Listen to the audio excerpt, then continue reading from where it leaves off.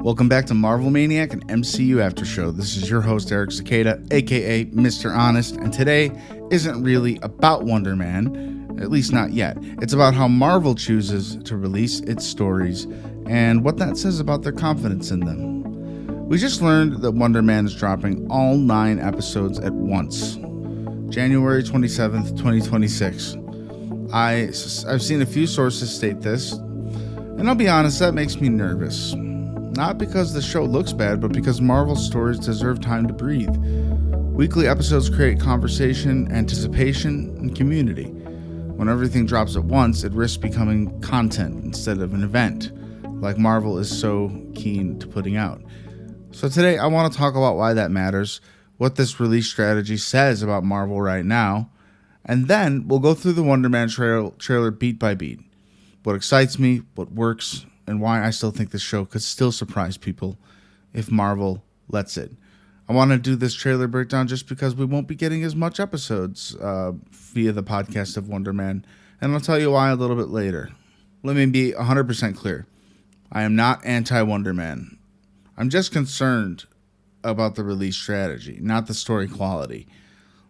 Marvel needs to stand behind their shows at launch. It's simple. It's like Marvel Zombies. I think they underestimated how many people would like that, and then all of a sudden they quadruple down on promoting it instead of just like dropping it quietly like they did with their a few shows like Echo. I forgot about Echo. I liked it. If it were week to week, I probably would remember it a little bit better. And I do understand that a lot of streaming sites and, wherever you stream your show, sometimes they just do that. They drop the whole season. It's not something new. But for Marvel MCU shows specifically, I guess that's the intention of the creator of the show. I'm wondering if that could have a factor in it. But for me, I believe, and this is just speculation, it's more Marvel's decision. Like I said earlier, weekly equals anticipation, discussion, and shared experience. The full season drop equals a blur, binge, and forget. Marvel TV works better week to week, plain and simple. Marvel under-promotes shows before release, then over-promotes them after they're proven good. That signals hesitation instead of confidence, Marvel. My nervous sense about the show is just really because I care, honestly. I'm nervous because this feels like, just get it out there. Not nervous because the trailer looks weak, which we're going to actually break down the trailer. So let's do that right now. I'm going to play the trailer and beat by beat tell you what I'm thinking about this story and what we're going to be seeing on January 27th. So the trailer opens on the Hollywood sign. This is an MCU series that is in the world of the entertainment industry within Marvel. I swear to goodness, within the MCU. I swear to God, I have visioned a show like this. I haven't looked up any of the comics for Wonder Man. Sometimes with shows like that, I kind of want to see how I like the character before I go to the comic, because usually great liberties are taken with shows and sometimes the movies, and they make them their own. So I like going back and kind of seeing what the comics were about a little bit later. That being said, so we get a lot of shots of the old Wonder Man. So Von Kovacs, he's the creator of Wonder Man, and this was a show back in the day. I don't know how long it was specifically, but he's doing a remake, a modern day retelling of that show, similar to like Tom Holland taking over the Spider-Man role, except this is kind of probably its own cinematic universe within our cinematic universe, which is kind of funny. I not really, but it's funny in the sense that we're watching a show within a show about a show. That being said, Von Kovacs, he's very familiar. If you notice, he's from, I don't mean to bring this up, but he's from Superman. He's in Superman. He plays a little bit of a part. We can talk about DC. By the way, Superman was great. That's all I'll say. I liked it. Good for DC and James Gunn. But that's not why we're here. He's making this remake of Wonder Man, and we get to see a lot of like kind of memorabilia pictures of the old hero. Definitely looks like it's from an older time. Kovacs is on an interview, and he's saying that there's a chance to recreate and rediscover the whole genre of superhero storytelling, which is interesting. Are we going to see that within this show? Is this meta commentary about what Wonder Man will be like? They ask him if he thought about casting, and this is where we jump to who most likely become Wonder Man, Yaha Abdul Mateen II. That is an extraordinarily cool name. He'll be playing Simon Williams, who most likely will get to be Wonder Man by the end. Ben Kingsley. He is Trevor Slattery. This is his third or fourth MCU presentation, if you want to count the MCU short about him being in jail. We get him in Iron Man 3. He's the Mandarin, and we find out that he's an actor. So this is where I guess he's free now. I guess he's not in trouble for being used as a terrorist. I guess you can also argue that he was being terrorized and held hostage to do the role of the Mandarin in Iron Man 3. The fact is, Ben Kingsley bringing Trevor Slattery back is just a treat. I think it's going to be a centerpiece of this show. I think he'll be a big secondary character. So we'll see. We'll see what his mini story is going to be. We're going to be seeing more of him than we have ever, and it's some nice continuity, bringing back older characters in the MCU that aren't necessarily the centerpiece of the shows, but definitely are comedic backbone and iconic to a level where a lot of people will probably stay and watch the show only for him if they're just sort of getting into it in the beginning. Slattery admits to Simon that he's auditioning for Wonder Man, which I'm assuming gives Simon the idea to audition himself. He goes to his what seems to be agent in Hollywood, and he asks them if they've heard about Wonder Man, and he says he needs to be in this movie. And I don't know if it's his agent or the assistant to the agent. However, she just kind of laughs at him, kind of showing how big this part is. The fact that they're casting what seems to be a amateur actor for the role, it's a big deal in the MCU. And Simon insists that he was born to play this character. She thinks he's completely joking, and she says they're already talking to Leo DiCaps. I guess Leonardo DiCaprio is a living actor in the MCU. Makes me sad because I want him to be a character at some point. I mean, imagine we get Leonardo DiCaprio in a big superhero role. He would hold the franchise with those acting chops alone. And then we move to Simon doing some classic theater warm-ups. I was a theater kid. I was in speech and theater for at least 4 years across high school and college. And he's doing all these little warm-up things. He's shaking his face. He's stretching the face muscles. And it always looks silly, especially IRL, when you're doing that kind of thing as a theater person, waking up to get ready for your role, your audition, or your part. He talks to himself in the mirror. He says, you got to just go out there and crush it. I like that. I think a lot of actors or upcoming actors, anyone who's in the entertainment industry or trying to break into it, will probably relate a lot to this show.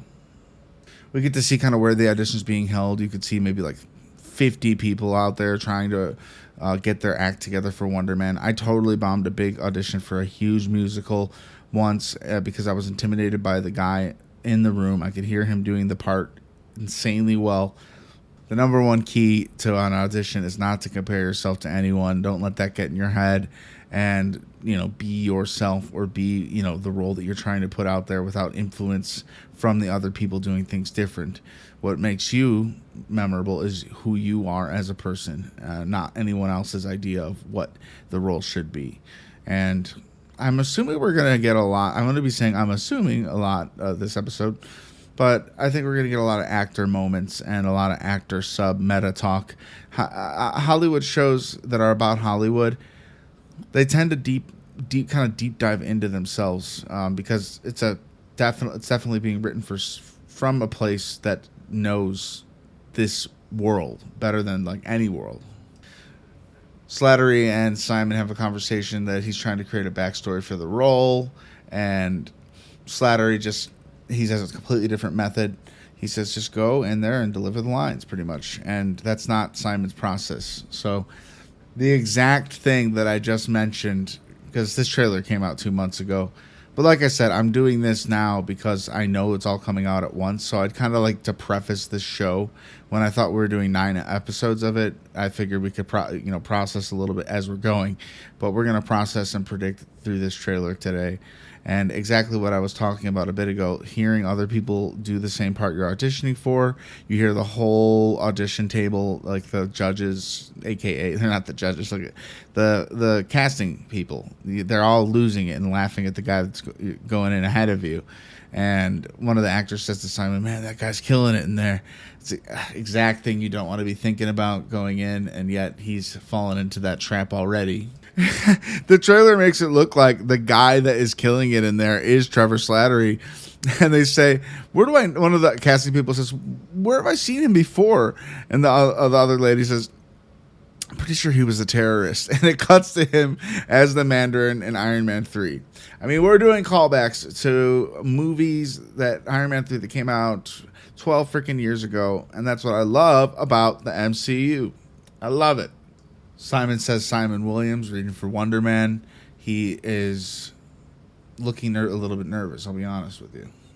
Because he's got his hands in his pockets, and that's a big no-no. You don't want to keep your hands in your pockets. I mean, if you're walking down the street, keep your hands warm, yeah. But like in an audition, it seems definitely like you're nervous. Definitely gives off that sign.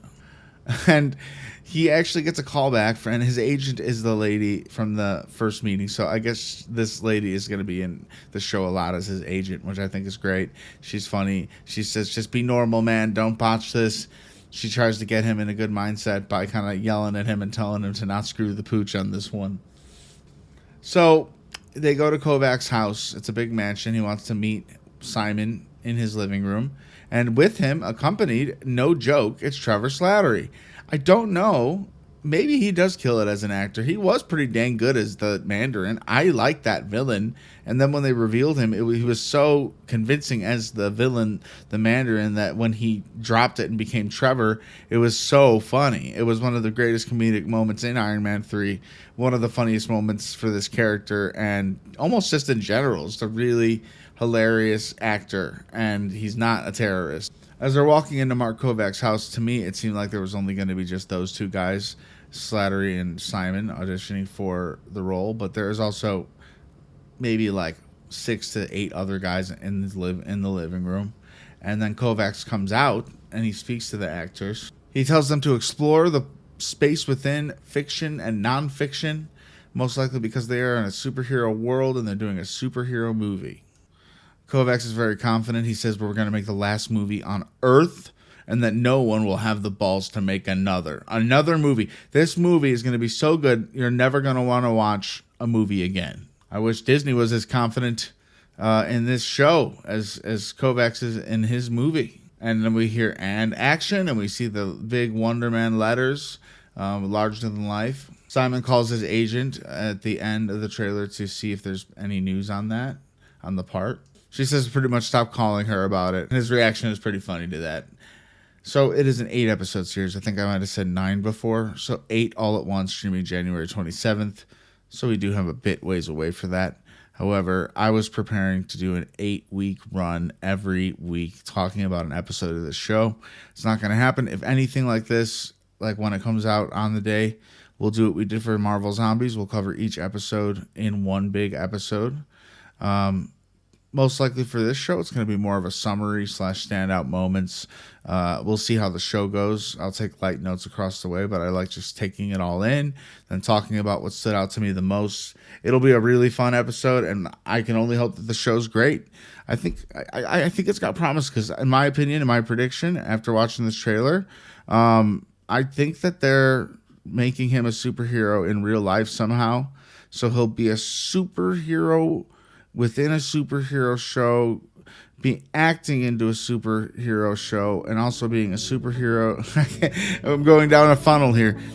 It's one of these fun shows, though, that's kind of meta, and it's going to be fun to see within the MCU, what is a superhero game like? When there's real superheroes, what are the movies like? And what's this remake going to be? And is Simon going to become a superhero with powers? Or is this going to be a grounded show in the MCU with the comedic sidekick Trevor Slattery and Simon going on an adventure to become Wonder Man? No, there's got to be superpowers somewhere in all this. I sure hope so. So that's a trailer, short but sweet. We haven't gotten much more since then. I'll cover Wonder Man in at least, most likely 1, maybe 2 episodes if it really feels like I should be doing that after I watch it. There's not going to be any fake weekly breakdowns when Marvel isn't doing weekly. That's just as simple as that. Either one big series discussion or a 2 big episode setup, ending, and then themes. It'll be fun either way. And after binge watching it, it'll probably take me maybe a week. So I'm assuming like the first week of February, we'll have that episode out. All right, Marvel Maniacs, if you enjoyed this episode, short but sweet, do me a huge favor right now. Rate the show 5 stars and leave a quick review. I know it sounds small, but it's not. It's one of the biggest ways you can help this podcast grow, get seen, and stay alive in the algorithm. If you want the exclusive side of Marvel Maniac, the stuff I don't always have room for on the main feed, you can come support the show on Patreon. Be patreon.com/Marvel Maniac. Because here's the truth. Support keeps the lights on, and it keeps episodes coming, and it keeps this whole universe moving. On Patreon, you'll get weekly minisodes every Saturday at 5 a.m., extra takes, deeper dives, and bonus topics built for the real ones. If you believe in what I'm building here, that's the best way to join the inner circle and help me create at the highest level. Thank you for being here. This has been Eric Cicada, aka Mr. Honest, and I will see you in the next one. Avengers, disassemble.